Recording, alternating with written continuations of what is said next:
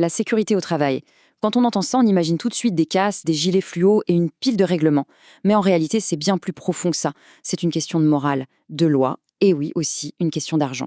Allez, on plonge dans le sujet. 2 millions. C'est un chiffre qui donne le vertige, n'est-ce pas? Eh bien, c'est le nombre de personnes qui, chaque année dans le monde, perdent la vie à cause de leur travail.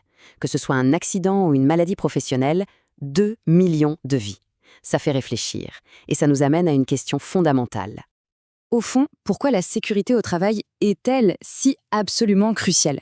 Quelles sont les vraies raisons qui nous poussent à mettre en place toutes ces mesures? C'est exactement ce qu'on va décortiquer ensemble. Pour bien comprendre l'ensemble, on peut imaginer que toute la démarche de sécurité repose sur trois grands piliers, trois fondations solides qui soutiennent tout l'édifice. Et voici ces trois piliers. Le premier, c'est le pilier moral, le devoir tout simple de protéger les êtres humains. Le deuxième, c'est le pilier social et légal, en gros l'ensemble des règles et des lois que la société a décidé de mettre en place. Et enfin, le troisième pilier qu'on oublie parfois, l'économique.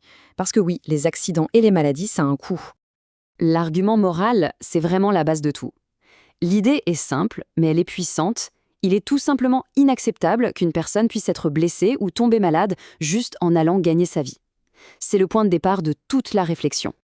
Bon, on a parlé de morale, maintenant parlons chiffres. On a souvent tendance à sous-estimer complètement l'impact financier réel d'un accident du travail. Et vous allez voir, le vrai coût est souvent bien plus élevé que ce qu'on imagine. Pour y voir clair, il faut faire la différence entre deux types de coûts. D'un côté, il y a les coûts directs. Ça, c'est ce qui est visible, évident, facile à mesurer juste après l'incident. Et de l'autre, il y a les coûts indirects. Eux, ils sont beaucoup plus cachés, plus sournois, et pourtant, ils sont souvent bien plus importants. L'image qui illustre ça parfaitement, c'est celle de l'iceberg. Ce qu'on voit, la pointe qui sort de l'eau, ce sont les coûts assurés. Les frais médicaux, les indemnisations, les réparations du matériel.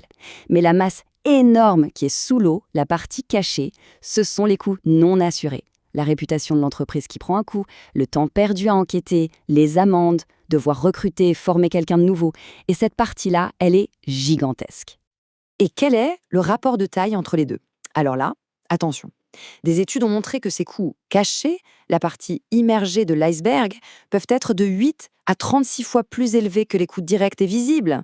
Quand on réalise ça, on comprend tout de suite que la sécurité, ce n'est pas juste une dépense. C'est un investissement qui peut s'avérer très rentable. Alors, face à des enjeux humains et économiques aussi importants, il était évident qu'il fallait une organisation à l'échelle mondiale. Un cadre a donc été mis en place pour que tout le monde parle plus ou moins le même langage en matière de sécurité. Et au centre de ce système, on trouve une organisation clé, l'Organisation internationale du travail, qu'on connaît sous le sigle OIT. C'est une agence qui dépend des Nations Unies et sa mission, c'est de promouvoir la justice sociale et économique en fixant des normes internationales pour le monde du travail. Et l'un des textes les plus importants de l'OIT, c'est la Convention C155. On peut la voir comme la charte fondamentale de la santé et de la sécurité au travail. C'est le socle sur lequel de nombreux pays construisent leurs propres lois. Et ce que dit cette convention, c'est on ne peut plus clair. L'article 16, par exemple, dit que les employeurs ont le devoir de s'assurer que les lieux de travail, les machines, les équipements et les méthodes de travail sont sûrs et ne présentent aucun risque pour la santé. La responsabilité est posée, noir sur blanc. D'accord, mais ce grand cadre international, comment est-ce qu'il se traduit concrètement dans l'entreprise, au jour le jour? Eh bien, en droit et en responsabilité pour tout le monde. Du côté de l'employeur, les devoirs sont multiples. Il y a bien sûr le fait de fournir du matériel et des méthodes de travail sûres. Mais ça ne s'arrête pas là.